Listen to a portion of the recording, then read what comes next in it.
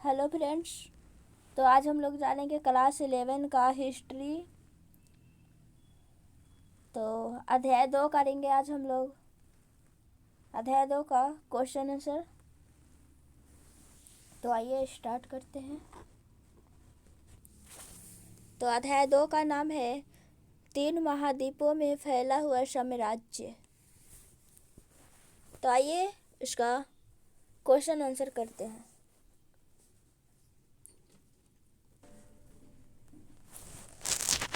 अति लघु उत्तरीय प्रश्न। क्वेश्चन नंबर 1 है, अंग अष्टस कौन था? राइट आंसर हो जाएगा अंग अष्टस रोमन साम्राज्य का प्रथम शासक था। अंग अष्टक रोमन साम्राज्य का प्रथम शासक था। क्वेश्चन नंबर 2, रोमन गणतंत्र में वास्तविक सत्ता किसमें निहित थी? रोमन गणतंत्र में वास्तविक सत्ता किसमें निहित थी? इसका राइट आंसर हो जाएगा गणतंत्र में वास्तविक सत्ता सीनेट में निहित थी। गणतंत्र में वास्तविक सत्ता सीनेट में निहित थी। क्वेश्चन नंबर 3 है, रोमन गणतंत्र की अवधि क्या थी? रोमन गणतंत्र की अवधि क्या थी? तो इसका राइट आंसर है रोमन साम्राज्य में गणतंत्र की अवधि 509 ईस्वी पूर्व से 27 ईस्वी पूर्व तक था। क्वेश्चन नंबर 4, रोम में गृह युद्ध कब हुआ था? रोम में गृह युद्ध कब हुआ था? तो आंसर हो जाएगा रोम में गृह युद्ध 66 ईस्वी में हुआ था। 66 ईस्वी में हुआ था। क्वेश्चन नंबर 5 है, रोमवासियों के प्रमुख देवी देवताओं के नाम बताएं। रोमवासियों के प्रमुख देवी देवताओं के नाम बताएं। तो इसका राइट आंसर हो जाएगा जुनो, जुपिटर, मिनर्वा, मार्स आदि। जुनो, जुपिटर, मिनर्वा, मार्स आदि। क्वेश्चन नंबर 6 है, रोमन सम्राट कॉन्स्टेंटाइन ने स्वर्ण सिक्के चलाए, उसका क्या नाम था? तो राइट आंसर हो जाएगा सॉलिडस। क्वेश्चन नंबर 7 है, फ्रैंकिशंस से आप क्या समझते हैं? फ्रैंकिशंस से आप क्या समझते हैं? तो आंसर है सुगंधित रोल को फ्रैंकिशंस कहा जाता था। सुगंधित रोल को फ्रैंकिस कहा जाता था। इसका उपयोग धूप, अगरबत्ती और इस इत्र बनाने के लिए जाना जाता था। क्वेश्चन नंबर 8 है, ऋतु प्रवास से आप क्या अभिप्राय है? ऋतु प्रवास से क्या अभिप्राय है? ऋतु प्रवास से तात्पर्य यह ऊंचे पहाड़ी क्षेत्रों और नीचों के मैदानी इलाकों में भेड़, बकरियां तथा अन्य जानवरों को चराने के लिए चरगाहों की खोज में ग्वालों तथा चरगाहों का मौसम के अनुसार वार्षिक आगमन। क्वेश्चन नंबर 9 है, कोलोसियम क्या था? कोलोसियम क्या था? जहां तलवार चलाने वाले निपुण योद्धा जंगली जानवरों का मुकाबला करते थे, उस स्थान को कोलोसिया कहा जाता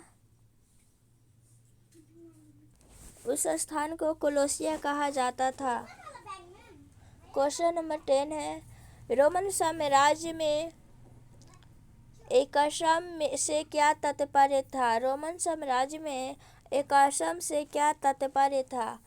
राइट आंसर हो जाएगा इसका तात्पर्य एक बड़ा चट्टान का टुकड़ा होता है, परंतु यह रोमन समाज में विविधता की कमी से है। इसका तात्पर्य एक बड़ा चट्टान का टुकड़ा होता है, परंतु यह रोमन समाज में विविधता की कमी से है। अब हम लोग लघु उत्तरीय प्रश्न करेंगे। तो आइए स्टार्ट करते हैं। अति लघु उत्तरीय प्रश्न में सारा का सारा करा चुकी हूँ। तो आइए लघु उत्तरीय प्रश्न स्टार्ट करते हैं। क्वेश्चन नंबर 1 है, रोम साम्राज्य में स्थापित गणतंत्र शासन व्यवस्था की विवेचना कीजिए। उत्तर है, रोम साम्राज्य में स्थापित गणतंत्र शासक व्यवस्था। रोम साम्राज्य में गणतंत्र एक ऐसी शासन व्यवस्था थी जिसमें वास्तविक संस्था सीनेट नामक निकाय में निहित थी। सीनेट में धनी परिवारों को एक समूह का वर्चस्व था जिन्हें अभिजात कहा जाता था। व्यवहारिक तौर पर गणतंत्र अभिजात वर्ग की सरकार थी जिसका शासन सीनेट नामक संस्था के माध्यम से चलाता था।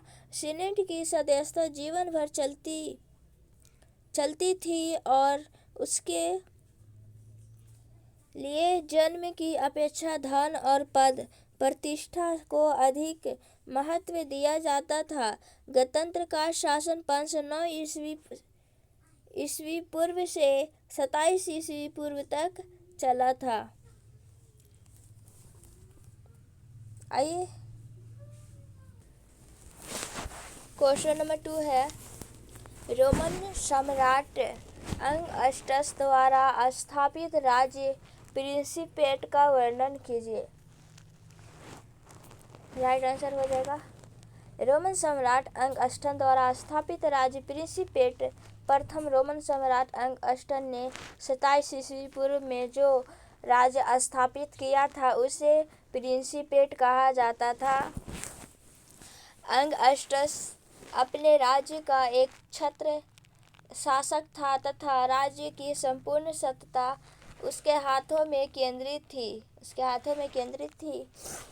उसने यह दर्शाने का प्रयास किया कि वह केवल एक प्रमुख नागरिक लैटिन भाषा में प्रिंसिपेस था, निरंकुश शासक नहीं था। ऐसा उसने सीनेट को सम्मान प्रदान करने के लिए उसने सीनेट को प्रभावहीन बनाने का प्रयास नहीं किया। क्वेश्चन नंबर 3 है, प्राचीन विश्व इतिहास की सबसे बड़ी राजनीतिक क्रांति से आप क्या समझते हैं? आइए जानते हैं। अरब प्रदेश से शुरू होने वाले इस्लाम के विस्तार को प्राचीन विश्व इतिहास की सबसे बड़ी राजनीतिक क्रांति कहा जाता है। 642 ईस्वी तक पूर्वी रोमन और सासनी दोनों राज्यों के बड़े भाग भीषण युद्ध के बाद अरबों के अधिकार में आ गए थे, परंतु उभरते हुए इस्लामी राज्यों की विजय अरब जनजातियों को पराजित करने से ही अरब देशों से शुरू होकर ये विजय सीरियाई रेगिस्तान तथा इराक की सीमाओं तक पहुंच गई, जिसके बाद मुस्लिम सेनाएं दूर दूर तक के प्रदेश में गई। कहाँ गई थी? दूर दूर तक प्रदेश में गई थी। क्वेश्चन नंबर 4 है, यदि आप रोम साम्राज्य में रहे हो तो कहाँ रहना पसंद करते? नगरों में या ग्रामीण क्षेत्रों में? कारण बताइए। आइए बताते हैं। यदि मैं रोम साम्राज्य में रहा होता तो नगरों में रहना अधिक पसंद करता, क्योंकि रोम में कार्थेज, सिकंदरिया, एंटियोक आदि नगरों में लोगों का जीवन ग्रामीण लोगों के जीवन की अपेक्षा ज़्यादा सुरक्षित था। शहरी जीवन की अनेक महत्वपूर्ण विशेषताएं थीं जो लोगों को अपनी ओर आकर्षित करती थी और नगर विभिन्न गतिविधियों का केंद्र था और प्रायः व्यावसायिक गतिविधियां यहीं से संचालित की जाती थी। नगर प्रशासनिक इकाइयों के रूप में इसलिए वहाँ पर लोगों की सुख सुविधा पर ज़्यादा ध्यान दिया जाता था। नगर में रहने से एक लाभ यह था कि वह खाद्यान्नों की कमी नहीं होती थी। वहाँ अकाल के दिनों में भी लोग अपना जीवन सुखमय तरीके के व्यतीत करते थे, जबकि ग्रामीण क्षेत्र के किसान अपनी जिंदगी पेड़ की पत्तियों, जड़ें, छलों, झाड़ियाँ आदि खासकर बचाते थे। नगरों में उच्च स्तर के मनोरंजन भी उपलब्ध थे। क्वेश्चन नंबर 5 है, रोमन सम्राट में चांदी में मुद्रा ढालना क्यों बंद कर दिया होगा और वह सिक्के के उत्पादन के लिए कौन सी धातु का प्रयोग करने लगे?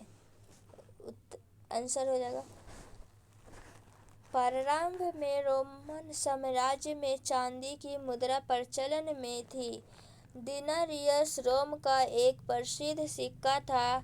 सिक्के ढालने के लिए चांदी स्पेन की खदानों से आती थी, लेकिन रोम सरकार ने चांदी में मुद्रा ढालना बंद कर दिया क्योंकि बाद के साम्राज्य में स्पेन ने खानों से चांदी प्राप्त करना बंद कर दिया था और सरकार के पास चांदी की मुद्रा को प्रसारित करने के लिए पर्याप्त चांदी नहीं थी।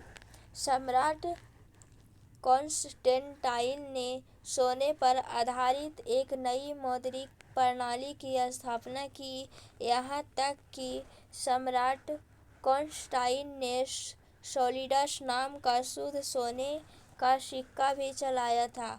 इसका वजन 4.5 ग्राम था। सोने के सिक्के के बाद पुरातन काल में व्यापक रूप से प्रचलित थे। इसके कारण यह था कि दूसरे देशों के व्यापारियों को स्वर्ण मुद्रा से भुगतान किया जा सकता था और वे इनकार नहीं कर सकते थे। इसके अलावा रोमन साम्राज्य में सोने की कोई कमी नहीं थी। अकेले हेरोदेस के राज्य से साम्राज्य को प्रति वर्ष 1,25,000 किलोग्राम सोना प्राप्त होता था। यही कारण था कि सोने के सिक्के निस्संदेह लाखों करोड़ों की संख्या में प्रचलन में थे। रोमन साम्राज्य के खत्म होने के बाद भी सिक्कों का प्रभाव जारी रहा और मुद्राएं प्रचलन में भी रही। वर्तमान समय में नई तकनीक और धातु के बारे में अधिक जानकारी के कारण एल्यूमीनियम, तांबा और मिश्र धातु के सिक्के ढाले जा रहे हैं।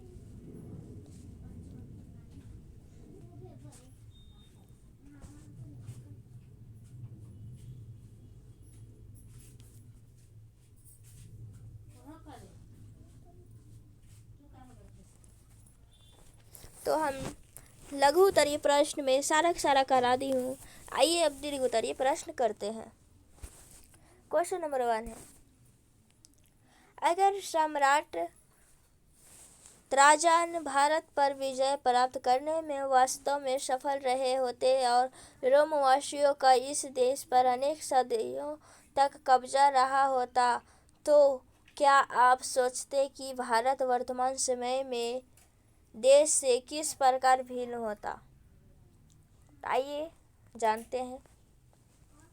यदि सम्राट ट्राजन वास्तव में भारत पर विजय प्राप्त करने में सफल हो गया होता और रोमनों ने इस देश पर कई शताब्दियों तक कब्जा कर रखा होता, इससे भारतीय संस्कृति, शिक्षा, धर्म, भाषा, कला और साहित्य, संगीत,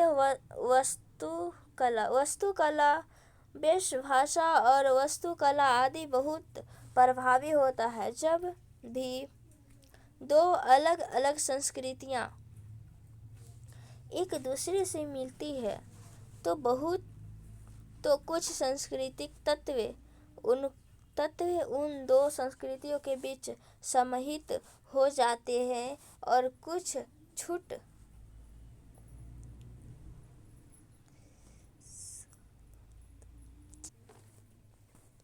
और कुछ छूट जाते हैं। इस प्रकार एक नए सामाजिक और सांस्कृतिक वातावरण का जन्म हुआ होता जिसमें दोनों संस्कृतियों के तत्व एक दूसरे के पूरक प्रतीत होते।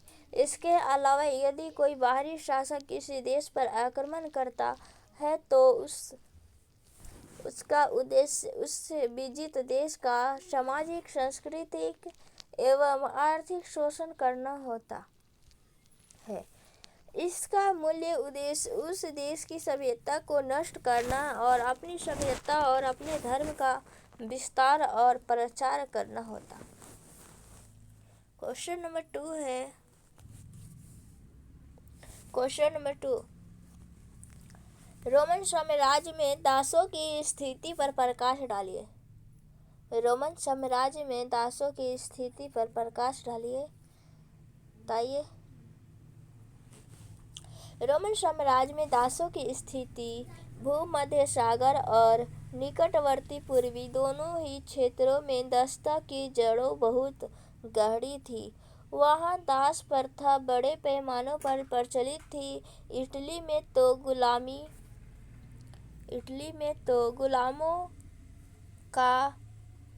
गुलामों का बोलबाला था। रोमन साम्राज्य अंग-स्टन शासक काल में इटली की कुल 75 लाख की जनसंख्या में 30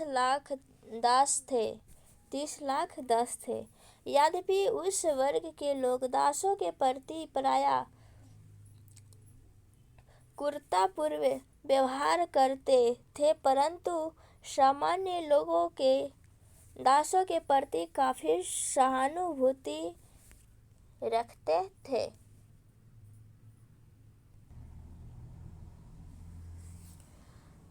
थे।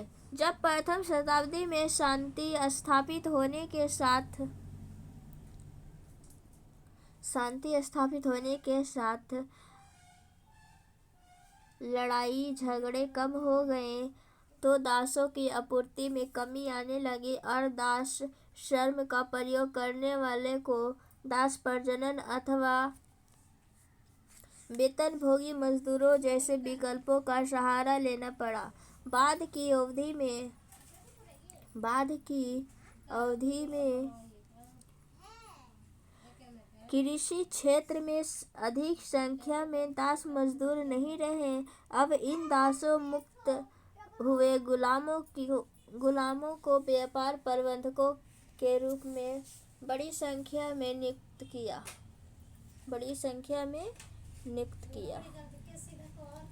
Question number 3।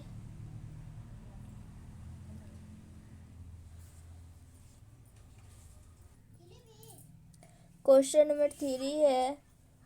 विश्व के इतिहास में रोमन सभ्यता की देन पर प्रकाश डालिए। विश्व के इतिहास में रोमन सभ्यता की देन पर प्रकाश डालिए। विश्व के इतिहास में रोमन सभ्यता की देन को निम्नलिखित बिंदुओं के अंतर्गत स्पष्ट किया जा सकता है। बिंदु ए, विस्तृत साम्राज्य की स्थापना का मार्ग दिखाना। रोम निवासियों ने अनेक देशों को अपने अधीन करके साम्राज्य स्थापित किया। यह साम्राज्य बहुत विस्तृत था। इतना बड़ा साम्राज्य इससे पहले कोई जाति स्थापित नहीं की थी। इस प्रकार उन्होंने एक बड़ा साम्राज्य स्थापित करके संसार के अन्य लोगों को विस्तृत साम्राज्य स्थापित करने का मार्ग दिखाया।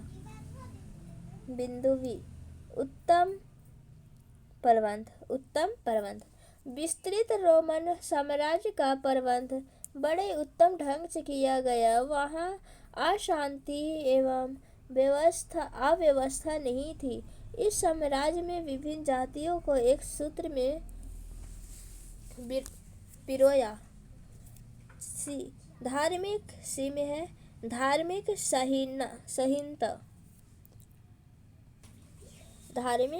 सहिष्णुता। रोमन साम्राज्य ने विश्व धार्मिक सहिष्णुता का मार्ग दिखाया। रोमन साम्राज्य में विभिन्न जातियों तथा धर्मों के लोग रहे थे, लेकिन इस आधार पर किसी भी नागरिक को तंग नहीं किया जाता था। डी, सैनिक संगठन और अनुशासन।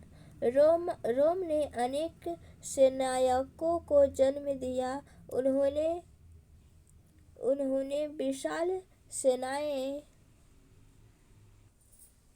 उन्होंने विशाल सेनाएं रखी और उनका अच्छा प्रबंध किया। अतः विशाल सैनिक संगठन और अनुशासन रोम की ही देन है। ई, कानून